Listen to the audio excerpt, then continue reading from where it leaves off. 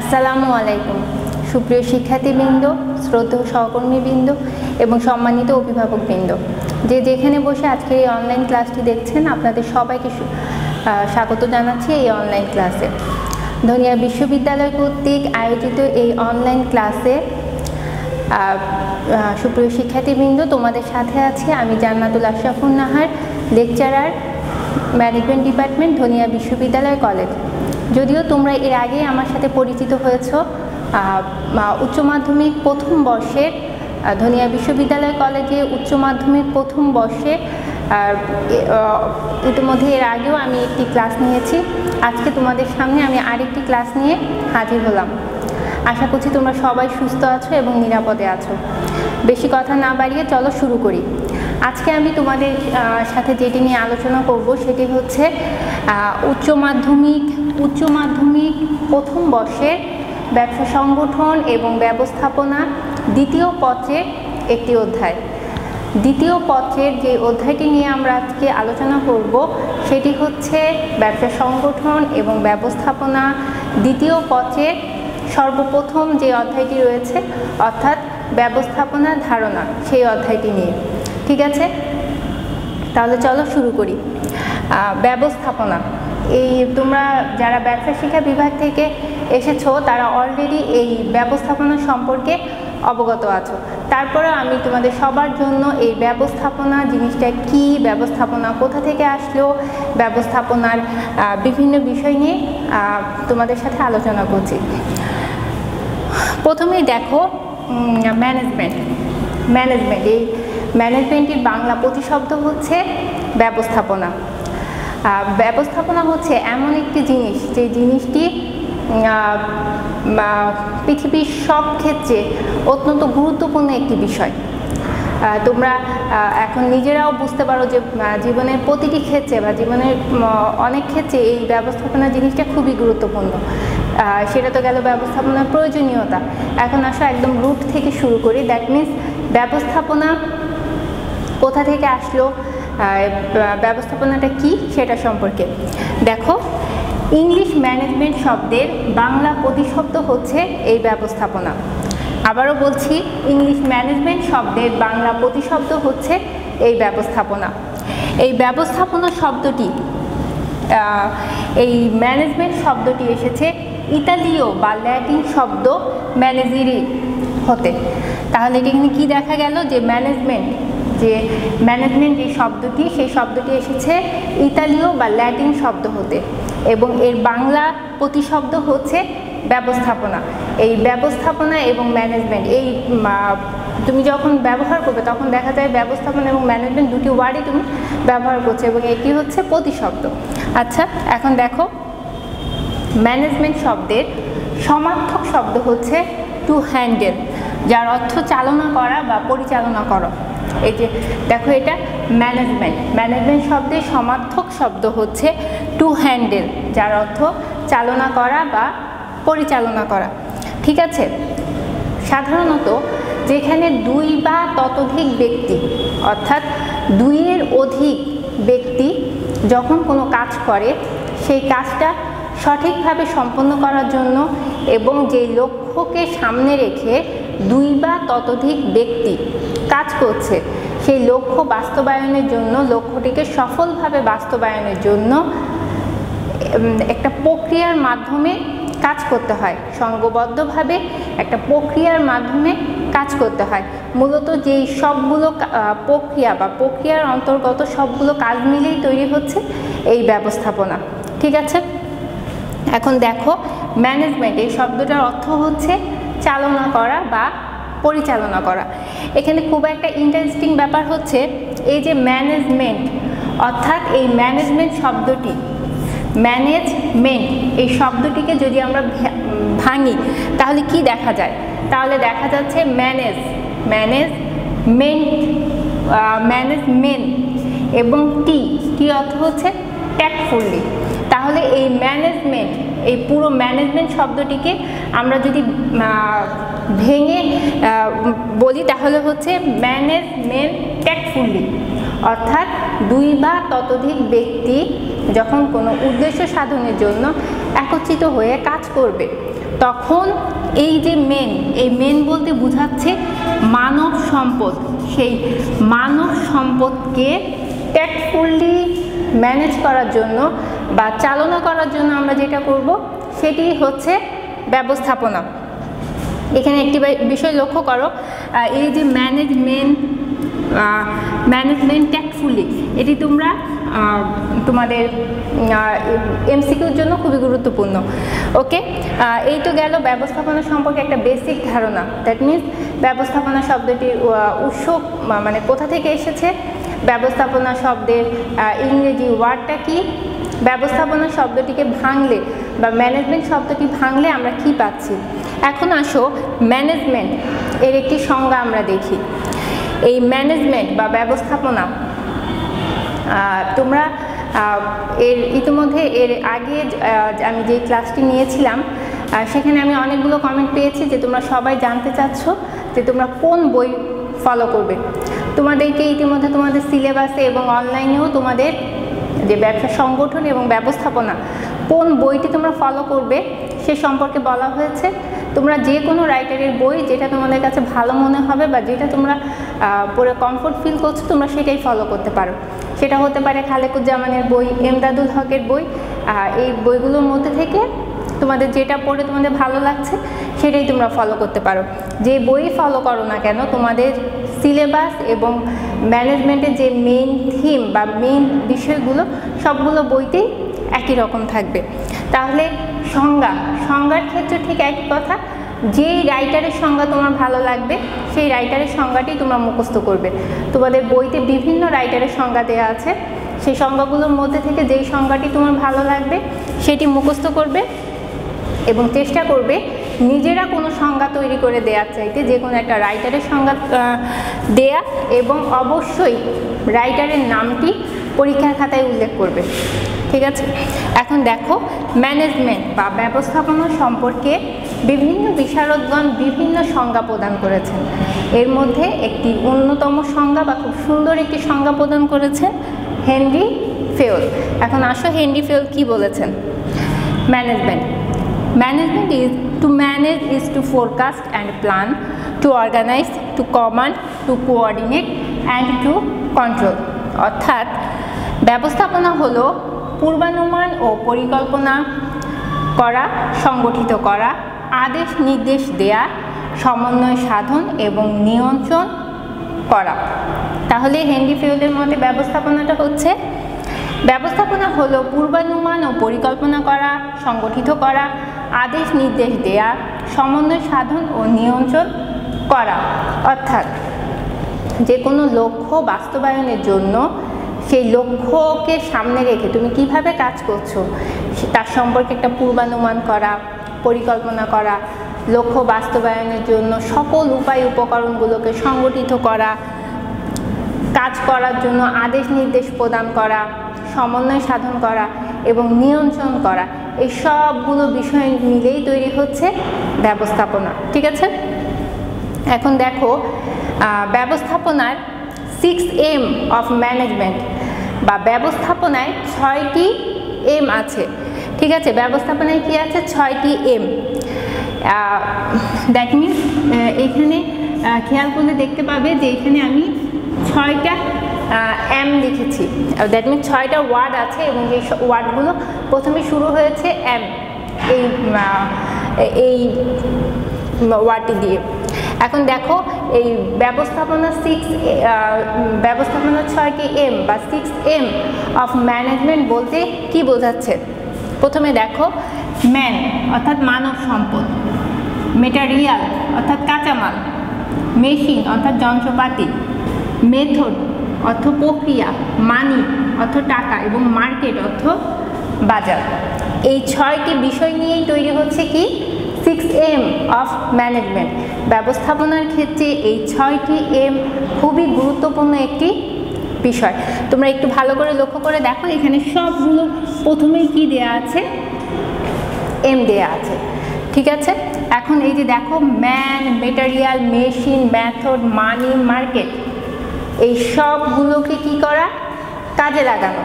অর্থাৎ তুমি ধরো আমরা ছোট উদাহরণ দিচ্ছি, ধরো কলেজ থেকে একটা স্টাডি ট্যুরে যাওয়া হবে। এখন সেই স্টাডি ট্যুরে যাওয়ার জন্য আমাদের কি কি প্রয়োজন হবে দেখো।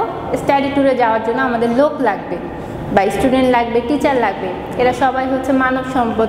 তারপর হচ্ছে মেটেরিয়াল, এখানে যাওয়ার জন্য আমাদের বিভিন্ন রকম জিনিস লাগবে।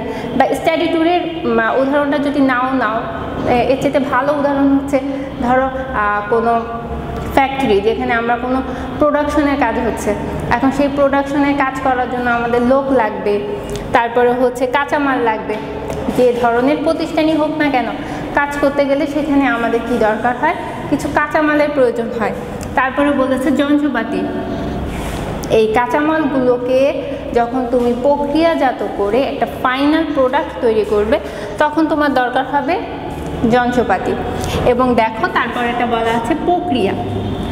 যন্ত্রপাতি দিয়ে তুমি যখন কাজ করতে যাচ্ছ তখন অবশ্যই তোমাকে একটা প্রসেসের মধ্যে দিয়ে যেতে হবে, এবং সেটাই হচ্ছে কি প্রক্রিয়া।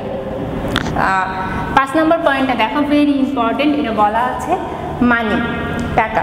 আমরা সবাই জানি যে ব্যবসার হৃৎপিণ্ড বা মূল হচ্ছে কি টাকা, মূলধন। এই মূলধন ছাড়া কোনো কাজই করা সম্ভব না। তাহলে এই অর্থের যোগান দেয়া, সেই টাকাটাকে ম্যানেজ করা, এবং তারপরে বলা আছে মার্কেট, বাজার। এখন বাজার বলতে এখানে যে কোনো একটা নির্দিষ্ট বাজারকে বোঝাচ্ছে না, এখানে তোমার বিজনেসটা রান করতে চাচ্ছ, সেখানে রান করতে পারছো কিনা, এই সবগুলো বিষয়কে তোমার কি করতে হবে, ম্যানেজ করতে হবে। এটাই হচ্ছে 6M অফ ম্যানেজমেন্ট। বোঝা গেল বিষয়টা? এখন দেখো দ্বিতীয় যেটা লিখে রেখেছি সেটা হচ্ছে ব্যবস্থাপনার জনক। সাধারণত ব্যবস্থাপনা বিষয়ে বা সেই আদিকাল থেকে শুরু করে বর্তমান সময় পর্যন্ত ডে বাই ডে এই ব্যবস্থাপনা জিনিসটি কি হচ্ছে, নতুন নতুন ধারণা আসছে, নতুন নতুন কনসেপ্ট তৈরি হচ্ছে, আইডিয়া আসছে, এবং তার মাধ্যমেই ব্যবস্থাপনাটা কি হচ্ছে, আরও বেশি উন্নত হচ্ছে। প্রাচীনকাল থেকে শুরু করে আজ অবধি বিভিন্ন সময় বিভিন্নভাবে এই ম্যানেজমেন্ট বিষয়টি পরিবর্তন হয়েছে।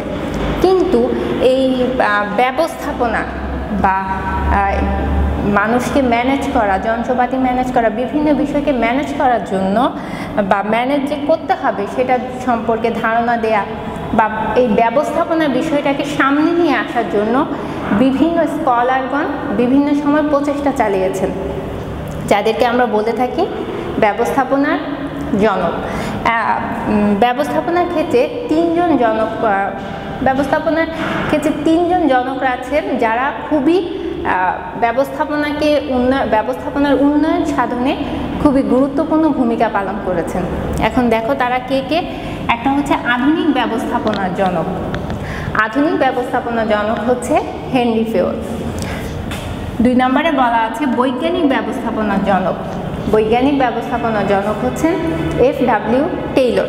এবং 3 নম্বরে বলা আছে শ্রমিক কর্মী ব্যবস্থাপনার জনক। শ্রমিক কর্মী ব্যবস্থাপনার জনক হচ্ছেন রবার্ট ওয়েন।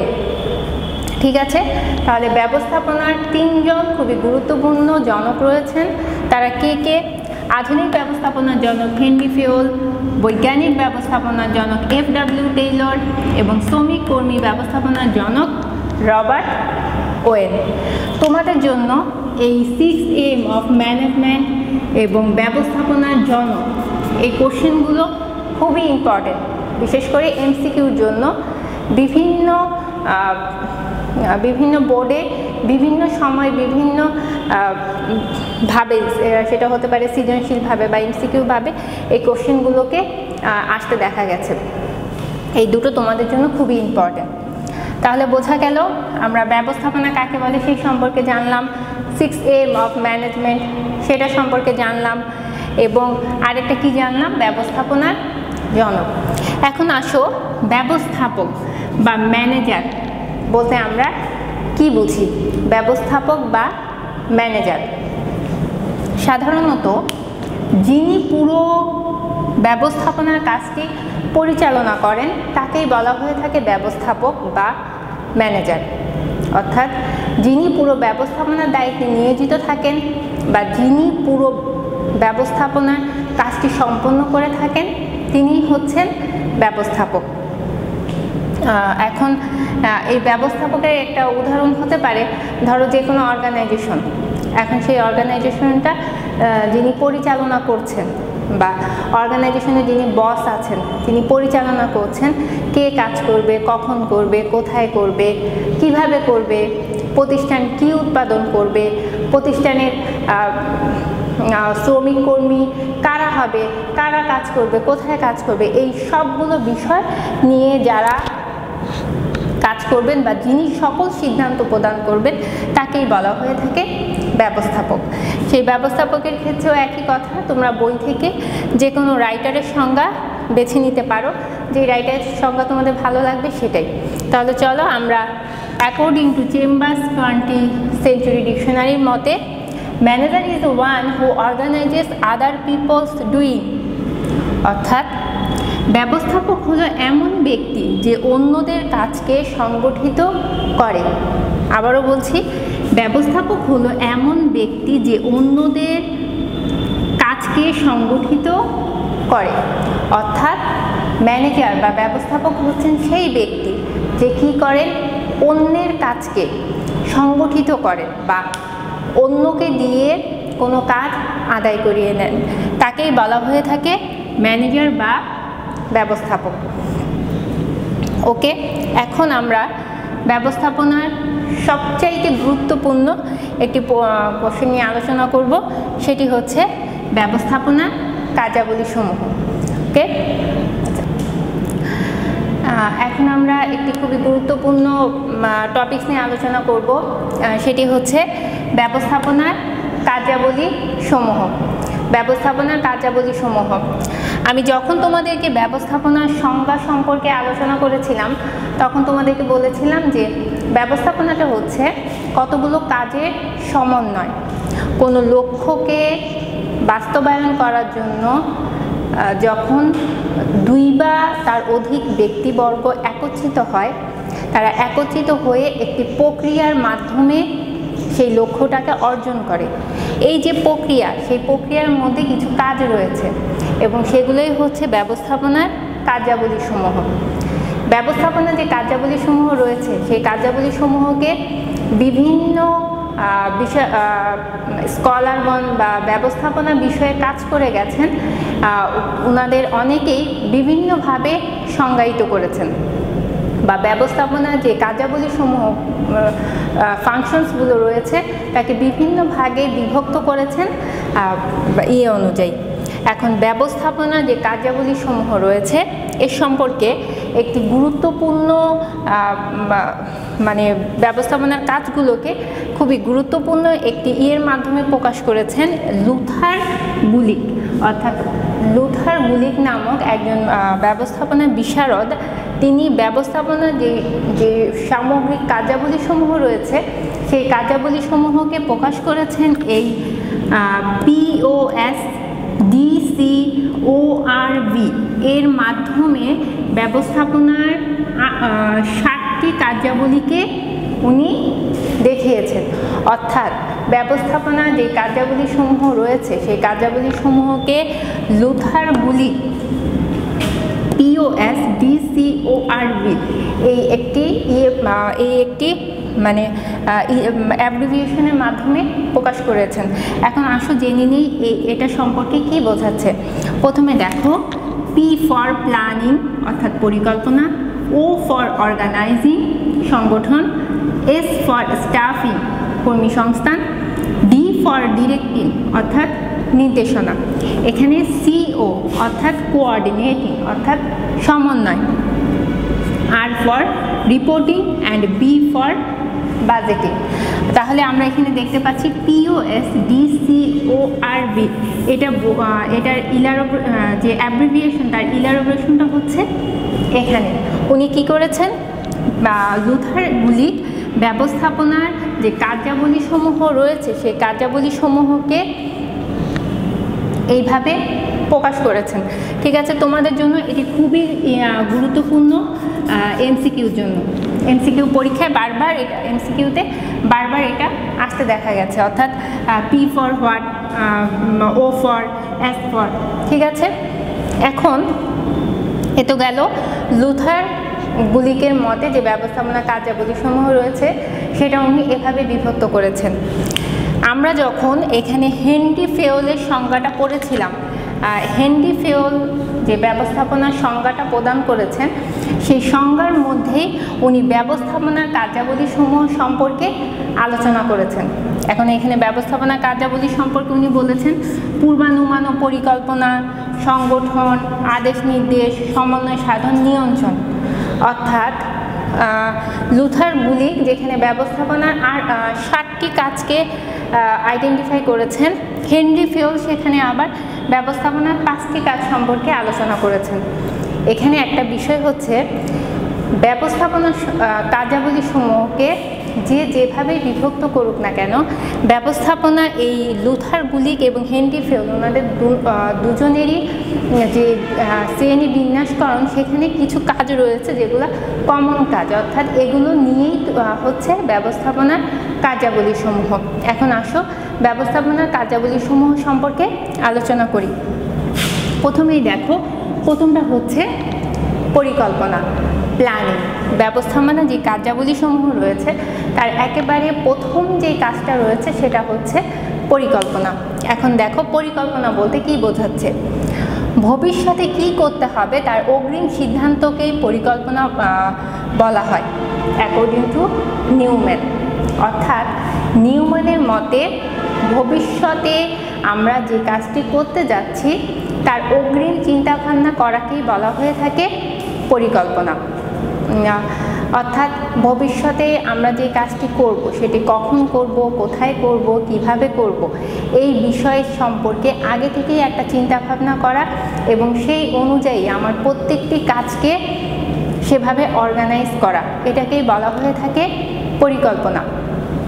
খুব নর্মালি একটা বিষয় চিন্তা করো যে কোনো কাজ করার সময় সেই কাজ সম্পর্কে যদি তোমার একটি পূর্বের ধারণা থাকে বা কাজটি তুমি কখন করতে যাচ্ছ, কিভাবে করতে যাচ্ছ, এই সম্পর্কে যদি তুমি আগে থেকেই একটু চিন্তা ভাবনা করে নাও তাহলে পরবর্তীতে যখন তুমি কাজটি করতে যাবে তখন সেই কাজটি কী হবে, আরও বেশি সুন্দর হবে এবং আরও বেশি সাজানো গোছানো হবে। তোমাদের এই প্ল্যানিং সম্পর্কে একটি ছোট উদাহরণ দিচ্ছি।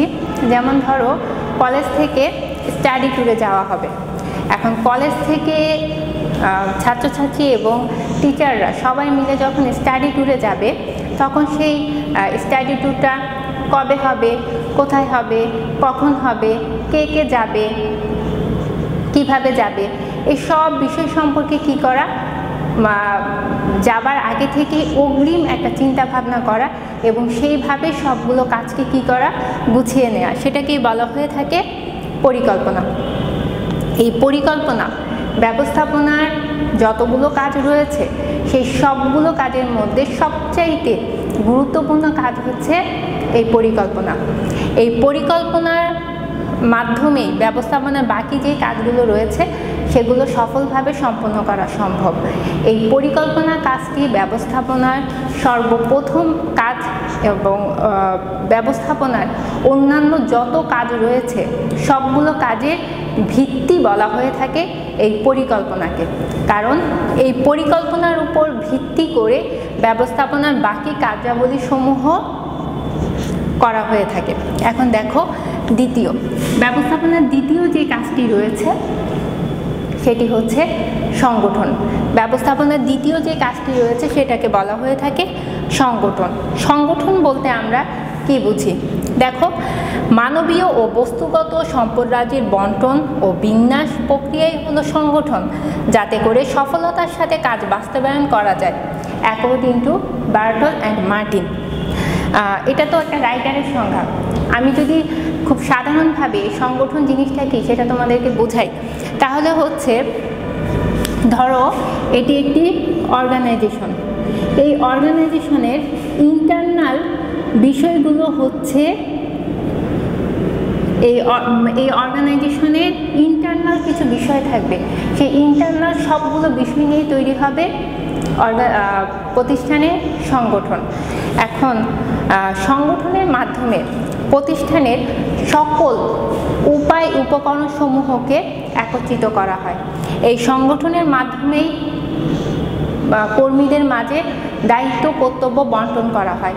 কে কাজ করবে, কোথায় করবে, কে কার ঊর্ধ্বতন কর্মকর্তা, কে কার অধীনস্থ কর্মকর্তা, কে কার কাছে কাজের জবাবদিহিতা করবে, কে কাকে কাজের আদেশ দিবে, এই সবগুলো বিষয় বোঝা যায় এই প্রতিষ্ঠানের সংগঠন দেখে। একটি প্রতিষ্ঠানের সংগঠনের মাধ্যমে বোঝা যায় যে সেই প্রতিষ্ঠানটি কতটা ভালোভাবে চলছে বা সেই প্রতিষ্ঠানের সফলতা কতটুকু সম্ভব।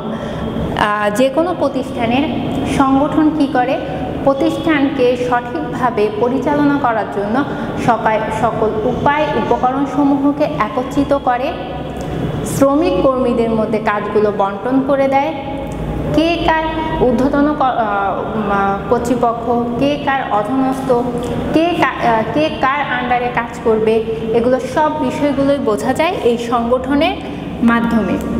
যে কোনো প্রতিষ্ঠানের সংগঠন ব্যবস্থা যত বেশি ভালো, সেই প্রতিষ্ঠানের সফলতা তত বেশি দ্রুত হয়। এখন দেখো 3 নম্বরে কি বলা আছে? 3 নম্বরে বলা আছে কর্মী সংস্থান, অর্থাৎ স্টাফিং। কর্মী সংস্থান বলতে আমরা কি বুঝি? যিনি ব্যবস্থাপক, অর্থাৎ আমরা ব্যবস্থাপকের সংজ্ঞাটা আমরা পড়েছিলাম। ব্যবস্থাপক কি করে? পুরো ব্যবস্থাপনার কাজটি পরিচালনা করে। এখন যিনি ব্যবস্থাপক আছেন তিনি প্রতিষ্ঠানে কি করবেন?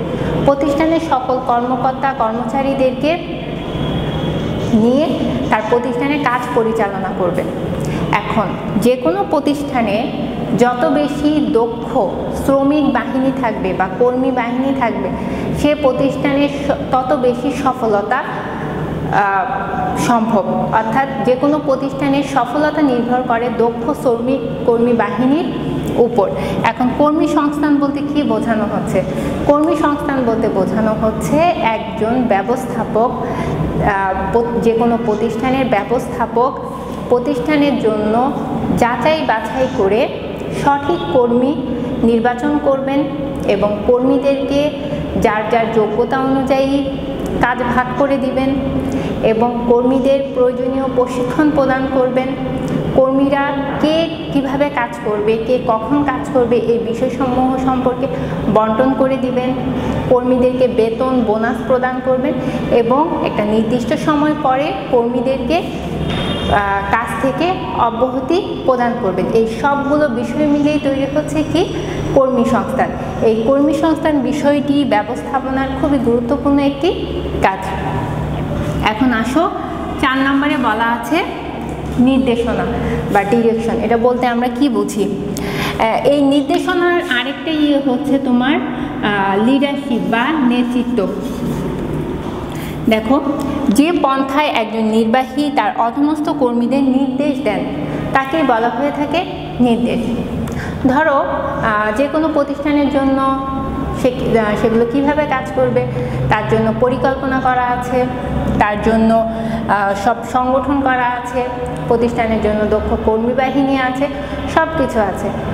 যতক্ষণ পর্যন্ত না তারা কাজের নির্দেশ পাচ্ছে ততক্ষণ পর্যন্ত তারা কি করবে না? কাজ করবে না। সে কারণে কাজ করার জন্য কর্মীদেরকে কি করতে হবে? আদেশ করতে হবে, নির্দেশ প্রদান করতে হবে। এই সবগুলো মিলেই তৈরি হচ্ছে কি? নির্দেশনা। ঠিক আছে। এখন বিভিন্ন জায়গায় বলা আছে যে নেতা যা করে তাই নির্দেশনা বা নেতা যা করে তাই হচ্ছে নেতৃত্ব। সরি, আমি ভুল বললাম। বা নেতা যা করে তাই হচ্ছে নেতৃত্ব। আসলে বিষয়টা তা না, নেতা যা করে তাই নেতৃত্ব না। নেতা যেভাবে নির্দেশনা প্রদান করেন বা নির্দেশ প্রদানের জন্য নেতা যে কৌশলগুলো অবলম্বন করেন তাকেই বলা হয়ে থাকে নেতৃত্ব। অনেকে এই নির্দেশনা এবং নেতৃত্ব এই বিষয়টাকে একীভূত করে বর্ণনা করেন, আবার অনেকে আছে একটু ডিভাইড করে বর্ণনা করেন। এখন দেখো 5 নম্বরটা বলা আছে সমন্বয় সাধন বা কোঅর্ডিনেশন। সমন্বয় সাধন বা কোঅর্ডিনেশন বলতে আমরা কি বোঝাচ্ছি? একটি প্রতিষ্ঠানে বিভিন্ন বিভাগ, উপবিভাগ, শাখা, প্রশাখা বিভিন্ন থাকে। প্রতিষ্ঠানের সকল শাখা প্রশাখা সকল বিষয়গুলোকে কি করতে হয়, শাখা প্রশাখা সকল বিভাগ উপবিভাগগুলোকে একটির সাথে অপরটির একটা কমিউনিকেশন তৈরি করতে হয়, একটা সম্পর্ক থাকতে হয়। যেখানে কমিউনিকেশনটা ভালো হয় বা সম্পর্কটা ভালো হয় সেক্ষেত্রে সমন্বয়ের সুযোগটা বেড়ে যায়। একটু বুঝিয়ে দিচ্ছি, যেমন ধরো এটা একটা প্রতিষ্ঠান, এই প্রতিষ্ঠানে বিভিন্ন বিভাগ রয়েছে, অর্থাৎ একটি প্রতিষ্ঠানে বিভিন্ন বিভাগ, যেমন ধরো production, buying department, research department, marketing department ইত্যাদি। এখন প্রতিষ্ঠানের এই সকল ডিপার্টমেন্টগুলোর একটির সাথে আরেকটির কী থাকতে হবে, একটির সাথে আরেকটি যোগাযোগ থাকতে হবে, একটির সাথে আরেকটি কী থাকতে হবে, যোগাযোগ থাকতে হবে। একটির কাজের সাথে আরেকটির কাজের সমন্বয় থাকতে হবে। একটি ডিপার্টমেন্টের সাথে আরেকটি ডিপার্টমেন্টের অবশ্যই কী থাকতে হবে, কমিউনিকেশন থাকতে হবে। একটা ডিপার্টমেন্টের সাথে অপর একটা ডিপার্টমেন্টে যখন কমিউনিকেশনটা ভালো হবে তখন তাদের মধ্যে সমন্বয়টা ভালো হবে এবং সমন্বয় ভালো হওয়ার মাধ্যমে তাদের কাজের অগ্রগতি সম্ভব হবে। সমন্বয়হীনতার কারণে যে কোনো প্রতিষ্ঠানে কি হতে পারে, তাদের সফলতা ব্যর্থতায় পর্যবেসিত হতে পারে। সে কারণে বিভিন্ন প্রতিষ্ঠানের যতগুলো বিভাগ, উপবিভাগ, শাখা প্রশাখা রয়েছে তাদের সবার সাথে সবার একটি কী থাকতে হবে, সুষ্ঠু সমন্বয় থাকতে হবে। এখন দেখো 6 নাম্বারটা বলা আছে প্রেরণা বা মোটিভেশন। প্রেরণা বা মোটিভেশন বলতে কি বোঝায়? নর্মালি তোমার প্রতিষ্ঠানে যখন কেউ কাজ করবে সে নিশ্চয়ই এমনি কাজ করবে না, তাকে অবশ্যই তোমার কি করতে হবে, বেতন প্রদান করতে হবে। বেতন ছাড়া কেউ তোমার প্রতিষ্ঠানে এসে কাজ করবে না। এখন প্রতিষ্ঠানে কর্মরত কর্মকর্তা কর্মচারীদেরকে কাজের প্রতি উৎসাহিত অনুপ্রাণিত করার যে প্রক্রিয়া, সেই প্রক্রিয়াটাই হচ্ছে প্রেরণা। অর্থাৎ তোমার প্রতিষ্ঠানে যিনি কাজ করছেন তাকে কাজের প্রতি মোটিভেট করার জন্য তুমি তাকে বিভিন্ন সুযোগ সুবিধা প্রদান করছো। হতে পারে সুবিধাটা আর্থিক সুবিধা, হতে পারে অনার্থিক সুবিধা বা অর্থের বাইরেও তাকে তুমি কিছু সুযোগ সুবিধা দিচ্ছ। যেমন ধরো বাসস্থান সুবিধা, চিকিৎসা সুবিধা, এগুলো অর্থের বাইরে মানে আর্থিকভাবে প্রদান না করে তুমি সেই সুবিধাগুলো তাকে দিচ্ছ। এই সবগুলো সুযোগ সুবিধা যখন তুমি তাকে দিচ্ছ তখন সে তার কাজের প্রতি কী হচ্ছে, আরও বেশি আগ্রহী হচ্ছে এবং সেই মোটিভেশনের ফলে বা সেই প্রেরণার ফলে সে তার কাজগুলোকে আরও বেশি সুষ্ঠুভাবে সুন্দরভাবে সম্পাদন করতে চাচ্ছে। এটাই হচ্ছে প্রেরণা। এখন ব্যবস্থাপনার সর্বশেষ যে কাজটি রয়েছে সেটি হচ্ছে নিয়ন্ত্রণ। ঠিক আছে, ব্যবস্থাপনার সর্বশেষ কাজটি হচ্ছে নিয়ন্ত্রণ। নিয়ন্ত্রণ বলতে আমরা কি বুঝি? দেখো, আমি তোমাদের আগেই বলেছিলাম যে ব্যবস্থাপনার যতগুলো কাজ রয়েছে সেই কাজের মধ্যে সর্বপ্রথম কাজ হচ্ছে এই পরিকল্পনা এবং সর্বশেষের কাজ হচ্ছে এই নিয়ন্ত্রণ। পরিকল্পনা হচ্ছে ব্যবস্থাপনার সকল কাজের ভিত্তি এবং নিয়ন্ত্রণ হচ্ছে ব্যবস্থাপনার সর্বশেষ কাজ। অর্থাৎ তুমি পরিকল্পনায় ঠিক করেছো যে তোমাকে কি কি কাজ করতে হবে, কখন করতে হবে, কিভাবে করতে হবে ইত্যাদি ইত্যাদি। এই সবগুলো বিষয় বা পরিকল্পনা অনুযায়ী তুমি তোমার কাজ করছো কি না সেটাকে পরীক্ষা করা, যাচাই বাছাই করা, তোমার সম্পাদিত কাজের মধ্যে কোনো ভুল ত্রুটি থাকলে সেটাকে খুঁজে বের করা, সেই ভুল ত্রুটি সংশোধন করা, এই সবগুলো কাজ নিয়ে তৈরি হচ্ছে কি এই নিয়ন্ত্রণ ব্যবস্থা। তাহলে ব্যবস্থাপনার সর্বশেষ প্রথম যে কাজটি হচ্ছে সেটি হচ্ছে পরিকল্পনা এবং ব্যবস্থাপনা সর্বশেষ যে কাজটি সেটি হচ্ছে নিয়ন্ত্রণ। অর্থাৎ পরিকল্পনা অনুযায়ী তুমি তোমার কাজ পরিচালনা করতে পারছো কিনা তা যাচাই বাছাই করা এবং ভুল ত্রুটি খুঁজে বের করাটাই হচ্ছে নিয়ন্ত্রণ। ঠিক আছে, তাহলে চলো আজকে আমরা আরেকবার রিভিউ করি যে আমরা আজকে ব্যবস্থাপনা, ব্যবসা সংগঠন ও ব্যবস্থাপনা দ্বিতীয় পত্রের প্রথম অধ্যায় অর্থাৎ ব্যবস্থাপনা ধারণা, এই অধ্যায়টি থেকে আমরা কোন কোন কোশ্চেনগুলো নিয়ে আলোচনা করলাম। প্রথমে আমরা আলোচনা করেছি ব্যবস্থাপনা শব্দটি কোথা থেকে এসেছে, তার প্রতিশব্দ, সমার্থক শব্দ ইত্যাদি। তারপরে আমরা আলোচনা করেছি ব্যবস্থাপনা কাকে বলে, ব্যবস্থাপনার একটি ডেফিনেশন নিয়ে আলোচনা করেছি বা সংজ্ঞা। তারপরে আমরা আলোচনা করেছি ব্যবস্থাপনার 6M অফ ম্যানেজমেন্ট। তারপরে আমরা আলোচনা করেছি ব্যবস্থাপনার জনক, ব্যবস্থাপনার যে জনকসমূহ রয়েছে তাদেরকে নিয়ে। তারপরে আমরা আলোচনা করেছি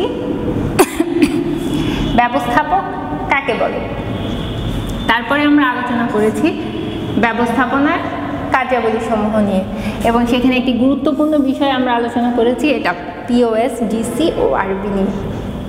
এবং সবশেষে আমরা আলোচনা করেছি ব্যবস্থাপনার যে মৌলিক কার্যাবলী সমূহ রয়েছে সেই কার্যাবলী সমূহ নিয়ে। তাহলে আমরা আজকে যে ব্যবস্থাপনা, যে ব্যবসা সংগঠন এবং ব্যবস্থাপনার দ্বিতীয় পত্রের প্রথম অধ্যায় থেকে বেশ অনেকগুলো কোশ্চেন নিয়েই আলোচনা করলাম। আশা করছি তোমরা সবাই কোশ্চেনগুলো বুঝতে পেরেছ। তোমাদের কাজ হবে বাসায় অবশ্যই একটু আজকে যে টপিকসগুলো নিয়ে আলোচনা করলাম সেগুলো বাসায় একটু বই খুলে দেখা। যদি বই খুলে না দেখো তাহলে বুঝতে পারবে না। ঠিক আছে, আশা করব যা বুঝিয়েছি তোমরা বুঝতে পেরেছো।